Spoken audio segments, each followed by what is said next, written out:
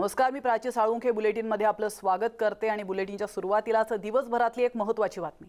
भाजप आमदार प्रसाद लाड यांच्या वक्तव्यानं नवा वाद निर्माण झालाय। वेळ आली तर सेना भवन फोडू असं वक्तव्य केल्यानं शिवसेना भाजपमधला तणाव अधिकच वाढलाय। तर दक्षिण मध्य मुंबईत कोणताही मोर्चा असेल तिथे आम्ही येणार आहोत, मोर्चाला आम्ही आल्यावर तिथे कोणी थांबणार नाही, सेनेच्या कुंडल्या आमच्या जवळ आहेत असा इशारा प्रसाद लाड यांनी शिवसेनेला दिलाय। शिवसेनेला वाटतं की आम्ही माहीममध्ये आल्यावर सेना भवन फोडू, तर त्यांना सांगतो की वेळ आली तर आम्ही सेना भवन पण फोडू असं चिथावणीखोर वक्तव्य प्रसाद लाड यांनी यावेळी केलंय।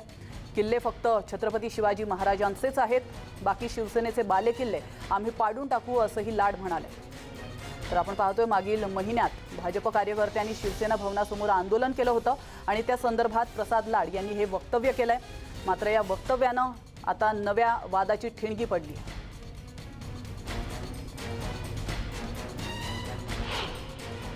पुढच्या वेळेला आपण थोडे कार्यकर्ते विद्यार्थी कमी झाले, कारण आपण आलो की पोलीसच खूप येतात। फक्त त्यांना सांगा ड्रेसवर पाठवू नका, म्हणजे आपल्या हॉलमध्ये बसायला उपयोग आहे। कारण एवढी भीती तुमच्या आमची की ह्यांना असं वाटतं की आता हे माहीममध्ये आले म्हणजे सेना भवन फोडणारच। काय घाबरू नका, वेळ आली तर ते देखील करू। किल्ला फक्त छत्रपतींचा, आता यांचे सगळे किल्ले पाडायचं काम आम्ही करणार। त्यामुळे बाले किल्ला बिल्ला काय नाही, किल्ला फक्त छत्रपतींचा, आता यांचे सगळे किल्ले पाडायचं काम आम्ही करणार। त्यामुळे बाले किल्ला बिल्ला काय नाही। तर याविषयी बोलण्यासाठी आपल्यासोबत प्रसाद लाड जोडले गेलेले आहेत। प्रसादजी, आपलं स्वागत आहे। आम्ही शिवसेना भवन फोडू असं म्हणत तुम्ही एक निर्वाणीचा इशाराच दिलेला आहे शिवसेनेला, काय सांगाल? नाही, निश्चितपणे आरेला कार्य करायची तयारी आमची आहे, परंतु माझ्या वक्तव्याचा विपर्यास केला गेला, ज्यामध्ये मी सन्माननीय शिवसेना प्रमुख कैलासवासी शिवसेना प्रमुखांचा आम्ही आदर करतो। त्या कैलासवासी शिवसेना प्रमुखांचं ते सेना भवन आहे। त्याबद्दल मी असं बोललो होतो की ज्या ज्या वेळेला आम्ही माहीममध्ये येतो त्या वेळेला माहीममध्ये एवढा पोलीस बंदोबस्त लावला जातो की जेणेकरून आम्ही सेना भवनच तोडणार आहोत। अच्छा, आणि त्याची बातमी केली गेली। त्यामुळे मी आता ट्विटच्या माध्यमातून जनतेला आणि शिवसैनिकांना सर्वांना मी ते ट्विटच्या माध्यमातून सांगितलेलं आहे की मला शिवसेना प्रमुखांचा अनादर करायचा नव्हता, बातमीचा विपर्यास केला गेला आणि त्याबद्दलचं मी ट्विट देखील दिलेलं। बिलकुल प्रसादजी, मात्र तुम्ही अजून एक वक्तव्य केलंय, सेनेच्या कुंडल्या तुमच्या जवळ असल्याचं तुम्ही म्हणत आहात, तर यामागचा नेमका अर्थ काय? नाही, त्याबद्दल आम्ही निश्चितपणे आम्ही सांगतो की महानगरपालिका असेल, कोविडचा कार्यक्रम असेल, या सर्व गोष्टीच्या बाबतीत आम्ही ठाम आहोत। शिवसेनेच्या माध्यमातून सरकारमध्ये असलेली लोक किंबहुना महापालिकेचे आयुक्त असतील यांना पत्रव्यवहार करून देखील जर ते उत्तर देत नसतील तर निश्चितपणे त्याच्यामध्ये काहीतरी दडलेलं आहे। आणि 100% आम्ही तुम्हाला सांगू इच्छितो की अशा प्रकारच्या कोविडचा काल असेल, एसटीपीचा विषय असेल, रस्त्याचे खड्डे असतील, मिठी नदीचा विषय असेल, निश्चितपणे अशा प्रकारच्या गोष्टी आम्ही पुढे आणू, जनतेसमोर आणून प्रशासनाला आणि सत्ताधाऱ्यांना उघडं केल्याशिवाय राहणार नाही। नक्कीच, धन्यवाद प्रसादजी, तुम्ही न्यूज 18 लोकमत सोबत चर्चा केली त्याबद्दल। आता वळतोय पुढच्या बातमीकडे। 45 दिवस झाले तरी सरकारकडून GR आला नाही। आमच्या मागण्यांबाबत चर्चा सुरू करा, उद्घाटनाच्या कार्यक्रमात आम्ही विरोध करणार नाही। मात्र GR बाबत आम्ही आग्रही असल्याचं काँग्रेसच्या राजू वाघमारे यांनी स्पष्ट केलं आहे। मात्र मागण्या पूर्ण न झाल्यास भविष्यात आक्रमक भूमिका घेणार असल्याचं राजू वाघमारे यांनी स्पष्ट केलंय। तर काय म्हणणं आहे राजू वाघमारेंचं नेमकं आपण पाहूयात। तर BDD चाळीतील नागरिकांच्या नेमक्या काय मागण्या आहेत, त्यांचं नेमकं काय म्हणणं आहे हे पण आपण जाणून घेऊयात।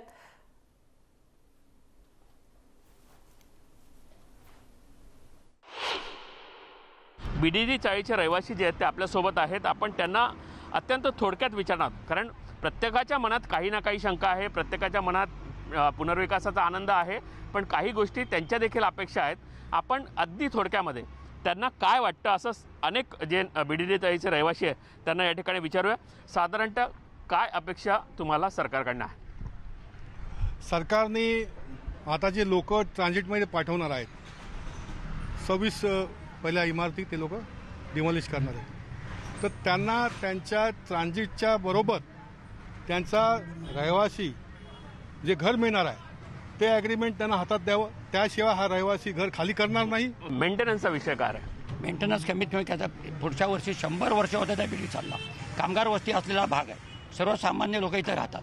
तर आपण 40 माळ्याच्या बिल्डिंग बांधल्या तर 10 वर्ष त्यांना मेंटेनन्स फी मिळावं, त्याच्यापेक्षा काहीतरी योजना ह्या मायबाप सरकारने करावी अशी आमची मागणी. साधारणतः किती स्क्वेअर फूटचं घर मिळावं? जे सरकारने धोरण राबवलेलं आहे 500 स्क्वेअर फीटाचा, त्यांचं आम्ही फार पूर्वीपासून स्वागत करत आहे. आणि खरोखरच 500 स्क्वेअर फीट म्हणजे खूप मोठा घर झालेला आहे. आता सर जसे बोलले की मेन विषय आता कॉर्पोरेट फंडाचा विषय आहे, तो त्यांनी फायनल GRमध्ये क्लिअर करावा. कारण परवा दिवशी जे GR पाठवला होता ॲग्रीमेंट, त्याच्यामध्ये फक्त कॉर्पोरेट फंड देण्यात येईल, तर ते डिक्लेअर करावं त्यांनी किती देण्यात येईल. आमची मागणी अशी 25 ते 20 लाखापर्यंत भेटावं. सर्वात महत्त्वाचं म्हणजे महिलांचे देखील काही प्रश्न आहेत की घर आणि संपूर्ण परिसर कसा असावा, काय काय सुविधा असाव्या? सर, विकास तर आम्हाला हवाच आहे, पण त्यामध्ये इथल्या जी जनता आहे त्यांचे सगळे प्रॉब्लेम्स बघून त्याच्यानंतर विकास करावा आज आमचा. आणि काय सुविधा असायला हव्यात? सुविधा म्हणजे सर प्रत्येक गोष्ट, जशी जवळ शाळा हवेत, कॉलेज हवेत, एखादं हॉस्पिटल हवं आहे. आम्हाला हॉस्पिटलसाठी नायर केम हॉस्पिटल ठिकाणी जावं लागतं. शाळांसाठी जसं आमच्या इथे शाळा आहेत हॉलीक्रॉस आणि सेक्रेड हार्ट, तिथे BDD चाळच्या लोकांना घेत नाहीत. तर त्याच्याबद्दल आम्हाला वरळीमध्ये एखादी शाळा हवी, एखादा चांगला हॉस्पिटल्स हवेत, हे आमची मागणी आहे. तर इथे घेतो एक छोटासा ब्रेक, लगेचच परत येतोय. तुम्ही पाहत रहा न्यूज 18 लोकमत.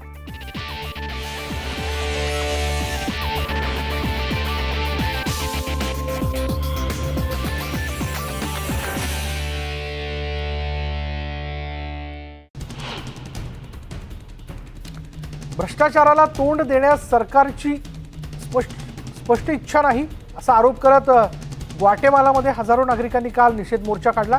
शेकडो नागरिक रस्त्यावर उतरले होते. आंदोलकांनी महामार्ग अडवले आणि त्याचबरोबर यावेळी आंदोलकांनी राष्ट्रव्यापी संपाची हाक दिली आहे. अटॉर्नी जनरल कॉन्सिलो पोरास यांनी 23 जुलै रोजी भ्रष्टाचार विरोधी आंदोलनाचे नेते जुआन फ्रान्सिस्को सँडोवल यांना काढून टाकल्यापासून दबाव निर्माण होतोय असा आरोप केला होता. ग्वाटेमालातल्या या आंदोलनाला विद्यार्थी, सामान्य नागरिक अशा सगळ्यांचाच पाठिंबा मिळतोय. अमेरिकेतील अलास्कामध्ये रात्री 10:15 वाजता 8.2 तीव्रतेचे भूकंपाचे हादरे जाणवले. आतापर्यंतचा हा सर्वात शक्तिशाली भूकंप आहे. भूपृष्ठ भागापासून 29 मैल खोल भूकंपाचे धक्के बसले. रस्त्याचं नुकसान झालंय, पण सुदैवानं अजून तरी जीवितहानीचं वृत्त नाही.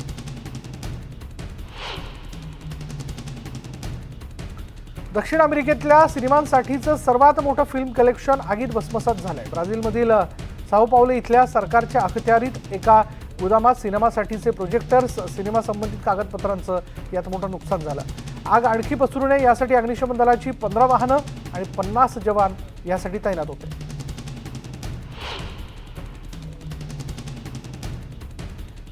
नेकोक्लीच्या किनारपट्टीच्या गावात एक नवीन मानवीय संकट ओढावेल अशी भीती कोलंबियाच्या अधिकाऱ्यांनी व्यक्त केली आहे. हजारो प्रवासी, त्यापैकी हैतीतील बरेच लोक बुधवारी बोटीनं उत्तरेकडील प्रवासासाठी जमले होते. तर पनामाच्या सीमेच्या दक्षिणेकडील कापरगाना नावाच्या छोट्या गावातून बोटीनं जाण्यासाठी शेकडो परप्रांतीयांनी उर्वाच्या अखातीच्या काठावर गर्दी केली. नेक्लोलीच्या संचालकांचं म्हणणं आहे की प्रवेश करणाऱ्या लोकांची संख्या उपलब्ध वाहतुकीपेक्षा मोठी आहे आणि त्यामुळे अधिकाऱ्यांना हे व्यवस्थापित करणं मुश्किल आहे.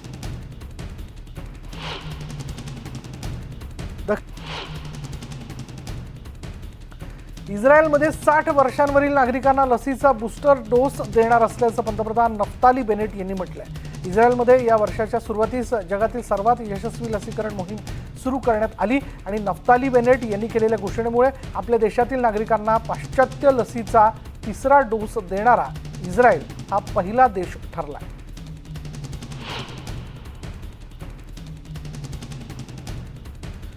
पोर्तुगालमध्ये कोरोना निर्बंध लसीच्या संदर्भात काही निर्बंध जे ते शिथिल केले जाणार आहे. 70% नागरिकांचं येत्या 6 आठवड्यात लसीकरण पूर्ण होण्याचा अंदाज वर्तवल्यानंतर पंतप्रधानांनी ही घोषणा केली. ऑक्टोबरपर्यंत 85% लसीकरण पूर्ण होईल आणि त्यामुळे आपण एक पाऊल पुढे टाकत असल्याचं पंतप्रधान अँटोनियो कोस्टा यांनी म्हटलंय. येणाऱ्या 3 महिन्यात टप्प्याटप्प्यानं निर्बंध शिथिल केले जातील असं देखील त्यांनी म्हटलं. अमेरिकेचे अध्यक्ष जो बिडेन यांनी गुरुवारी कोट्यवधी फेडरल कामगारांसाठी नवीन साथीच्या उपाययोजनांची घोषणा केली आहे. सगळ्या फेडरल कामगारांचं लसीकरण झालं आहे की नाही, शिवाय ते होण्यासाठी जास्तीत जास्त लसीकरण केंद्र सुरू करण्याबद्दल त्यांनी सूचना दिल्यात. काही सक्तीची नवीन मार्गदर्शक तत्वही जो बिडेन यांनी जाहीर केली आहेत. फेडरल वेतन श्रेणी घेणाऱ्या 4 दशलक्ष कामगारांचं लसीकरण वेगाने करण्याविषयी पावलं उचलण्यात आली. अमेरिकेतील आर्कान्सासच्या रिपब्लिकन गव्हर्नरने कोरोना रुग्णांची संख्या वाढल्याने चिंता व्यक्त केली आहे. पुन्हा एकदा मास्क सक्तीबद्दल निर्णय घेण्यात येणार असल्याचं त्यांनी म्हटलंय.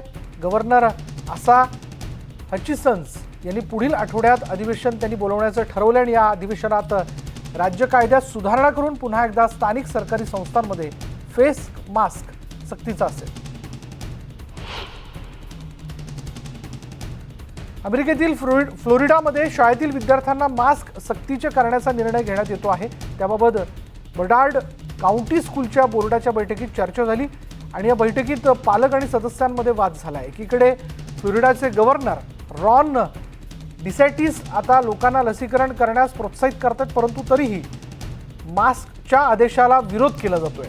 CDCच्या म्हणण्यानुसार रविवारपर्यंत 69% अमेरिकन प्रौढांना एक लसीचा डोस मिळाला होता आणि आता 60% पूर्णपणे लसीकरण करण्यात आलं होतं.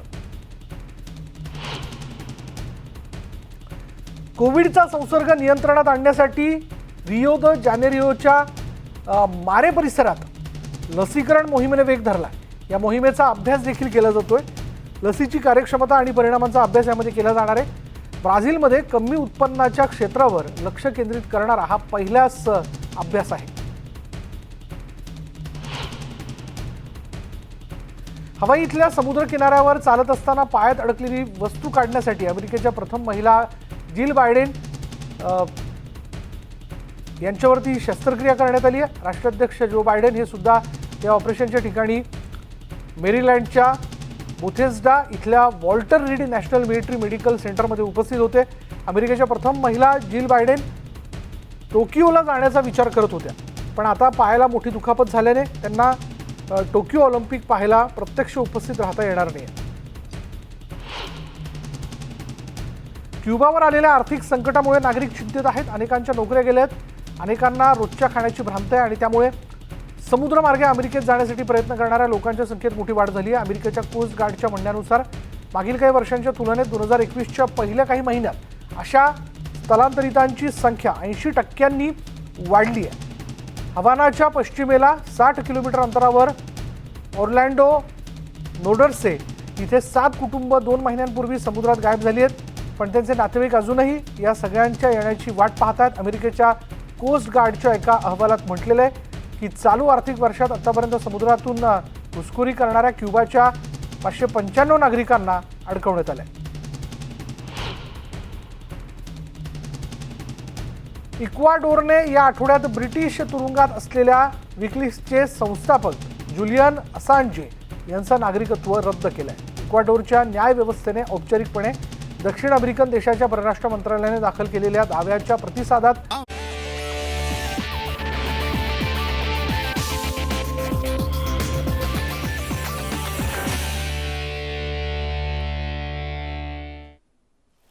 ब्रेकनंतर आपलं स्वागत आहे आणि आता दिवसभरातली दुःखद बातमी. शेतकरी कामगार पक्षाचे ज्येष्ठ नेते गणपतराव देशमुख यांचं शुक्रवारी सोलापूरमध्ये उपचारादरम्यान निधन झालंय. वयाच्या 95व्या वर्षी त्यांनी अखेरचा श्वास घेतलाय. तर विधानसभेचं विद्यापीठ अशी ओळख असलेले गणपतराव देशमुख 55 वर्षे आमदार होते. त्यांच्या जाण्याने महाराष्ट्राच्या राजकारणातील एक दीपस्तंभ हरवल्याची भावना आता व्यक्त होत आहे. तिला उभं राहत नाही म्हणून राजकारण सोडलं असं समजू नका. शेवटच्या श्वासापर्यंत मी जनतेची सेवा करतच राहणार आहे. आमदार असू द्या तर नसू.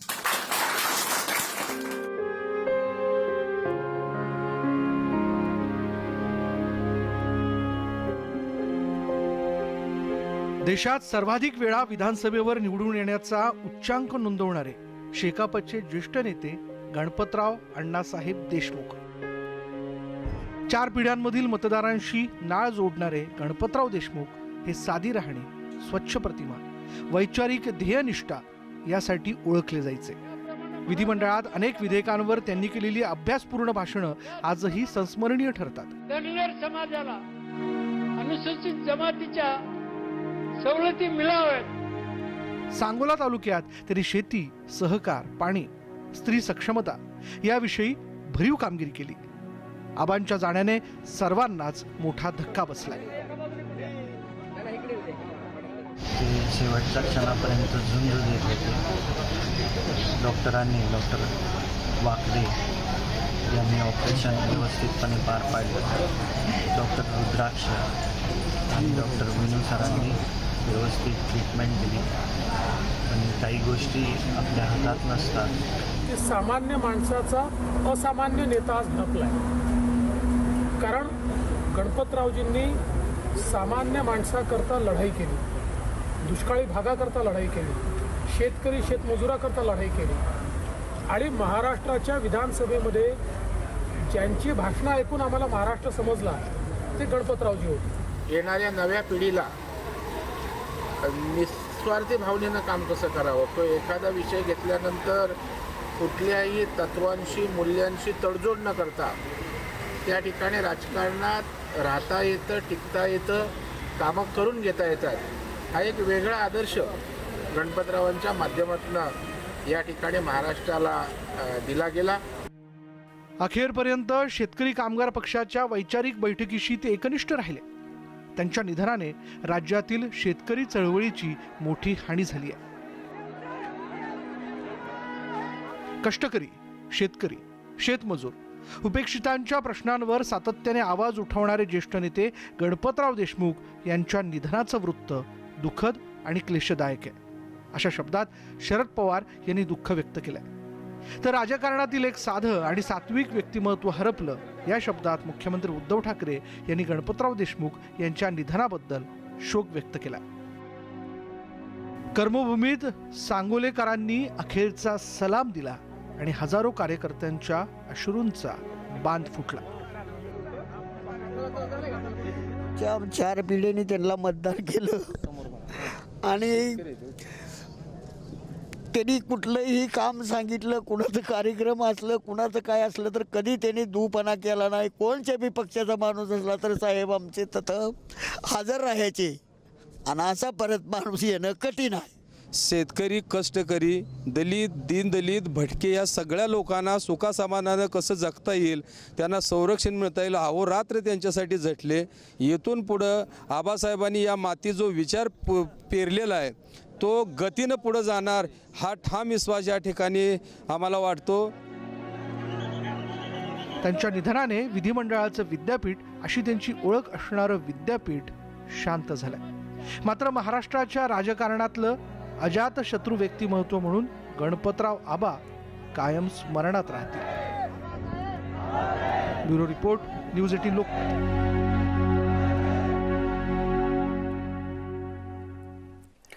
आणि यासोबतच बुलेटिनमध्ये वेळ झाली. इथंच थांबण्याची. मात्र महत्त्वाच्या सर्व बातम्यांच्या अपडेट्ससाठी न्यूज 18 लोकमतच्या यूट्यूब चॅनलला सबस्क्राईब करायला विसरू नका. आणि हो, कोरोनापासून स्वतःचं रक्षण करण्यासाठी घरातून बाहेर पडताना मास्क आठवणीने लावा. नमस्कार.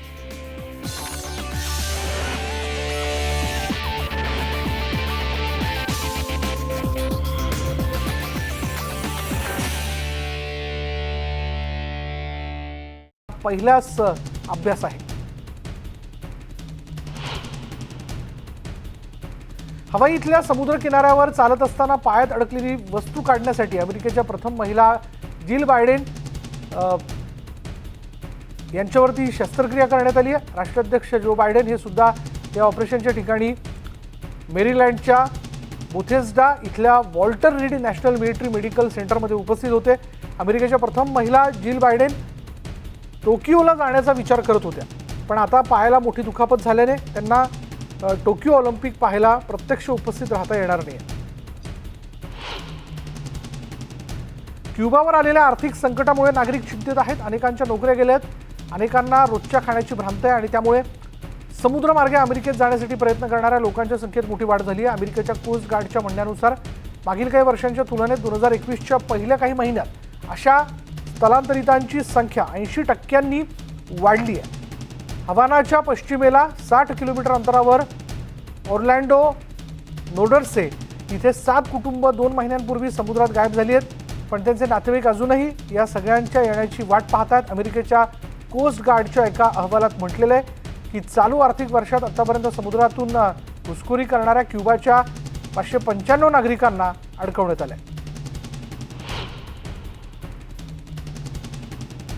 इक्वाडोरने या आठवड्यात ब्रिटिश तुरुंगात असलेल्या विकिलीक्सचे संस्थापक जुलियन असांजे यांचं नागरिकत्व रद्द केलंय. इक्वाडोरच्या न्याय व्यवस्थेने औपचारिकपणे दक्षिण अमेरिकन देशाच्या परराष्ट्र मंत्रालयाने दाखल केलेल्या दाव्याच्या प्रतिसादात आपलं म्हणणं मांडणार असल्याचं म्हटलंय. जेव्हा संबंधित तथ्य, खोटी कागदपत्र आणि फसवणूक लपवून ठेवली जाते तेव्हा सगळं सरळ नाही हेच अधोरेखित होतं. इक्वेडोरचे मानवी गतिशीलता उपमंत्री कार्लोस अल्बर्टो यांनी असांजेच्या अर्जावर प्रतिक्रिया देताना म्हटलंय की हे सगळं प्रकरण गुंतागुंतीचं आहे. भ्रष्टाचाराला तोंड देण्यास सरकारची स्पष्ट इच्छा नाही असा आरोप करत ग्वाटेमालामध्ये हजारो नागरिकांनी काल निषेध मोर्चा काढला.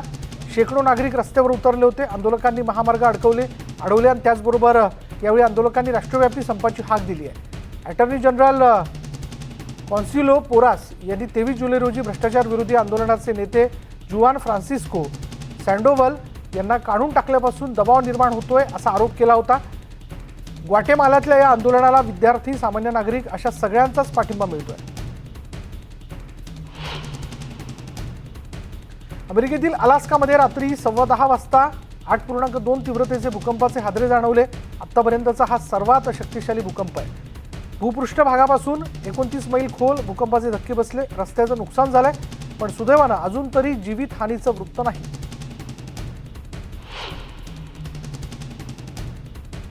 दक्षिण अमेरिकेतल्या सिनेमांसाठीचं सर्वात मोठं फिल्म कलेक्शन आगीत भस्मसात झालंय. ब्राझीलमधील साओ पावलो इथल्या सरकारच्या अखत्यारीत एका गोदामात सिनेमासाठीचे प्रोजेक्टर्स, सिनेमा संबंधित कागदपत्रांचं यात मोठं नुकसान झालं. आग आणखी पसरू नये यासाठी अग्निशमन दलाची 15 वाहनं आणि 50 जवान यासाठी तैनात होते.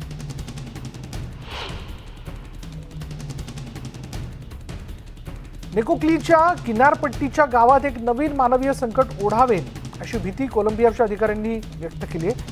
हजारो प्रवासी, त्यापैकी हैतीतील बरेच लोक बुधवारी बोटीनं उत्तरेकडील प्रवासासाठी जमले होते. तर पनामाच्या सीमेच्या दक्षिणेकडील कापरगाना नावाच्या छोट्या गावातून बोटीने जाण्यासाठी शेकडो परप्रांतीयांनी उर्बाच्या अखातीच्या काठावर गर्दी केली. नेक्लोलीच्या संचालकांचं म्हणणं आहे की प्रवेश करणाऱ्या लोकांची संख्या उपलब्ध वाहतुकीपेक्षा मोठी आहे आणि त्यामुळे अधिकाऱ्यांना हे व्यवस्थापित करणं मुश्किल आहे.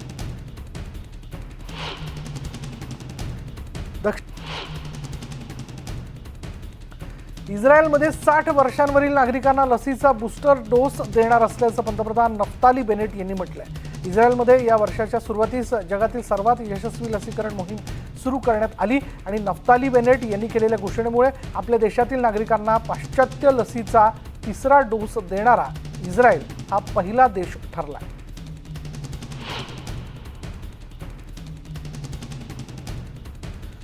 पोर्तुगलमध्ये कोरोना निर्बंध लसीच्या संदर्भात काही निर्बंध जे ते शिथिल केले जाणार आहे. 70% नागरिकांचं येत्या 6 आठवड्यात लसीकरण पूर्ण होण्याचा अंदाज वर्तवल्यानंतर पंतप्रधानांनी ही घोषणा केली. ऑक्टोबरपर्यंत 85% लसीकरण पूर्ण होईल आणि त्यामुळे आपण एक पाऊल पुढे टाकत असल्याचं पंतप्रधान अँटोनियो कोस्टा यांनी म्हटलंय.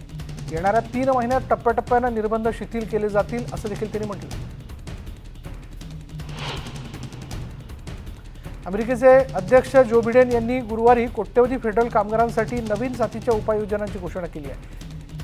सगळ्या फेडरल कामगारांचं लसीकरण झालं आहे की नाही, शिवाय ते होण्यासाठी जास्तीत जास्त लसीकरण केंद्र सुरू करण्याबद्दल त्यांनी सूचना दिल्यात. काही सक्तीची नवीन मार्गदर्शक तत्वही जो बिडेन यांनी जाहीर केली आहेत. फेडरल वेतन श्रेणी घेणाऱ्या 4 दशलक्ष कामगारांचं लसीकरण वेगाने करण्याविषयी पावलं उचलण्यात आली.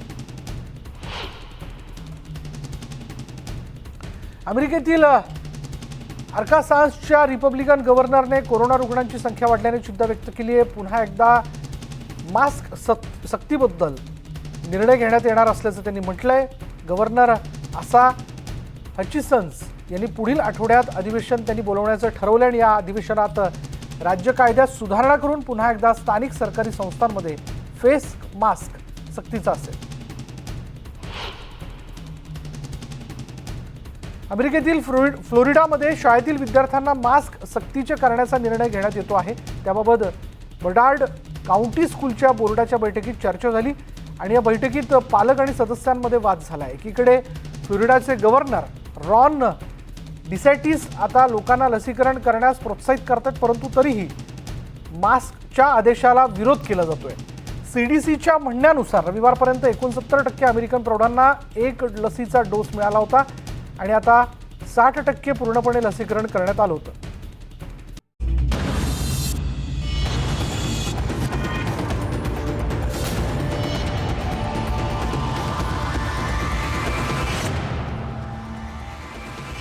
नमस्कार, मी सुवर्णा जोशी.